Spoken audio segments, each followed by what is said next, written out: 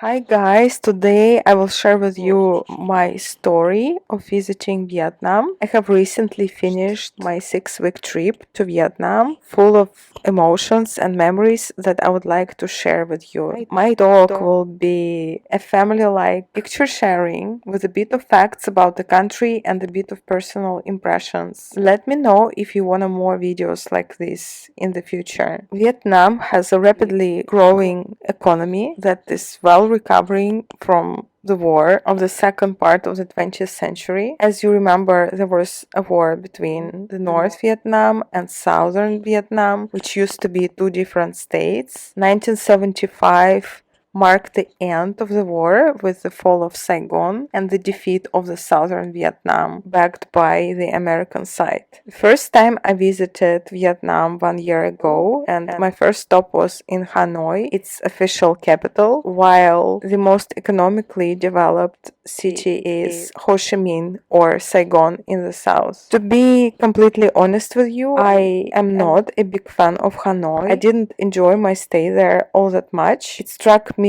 as a city with a colder climate, both in terms of the weather and its people, and this state was strong enough to almost dissuade me from coming back to the place. However, I did give Vietnam the second chance visiting it this year, the southern part, and I'm so happy that I came back. My first stop this time was in Ho Chi Minh or in Saigon. Its modern name Ho Chi Minh is derived after the communist leader Ho Chi Minh, backed by the Soviet Union, who conquered Saigon with his troops back in 1975. Locals do prefer to call the city Saigon though. They say because it's shorter.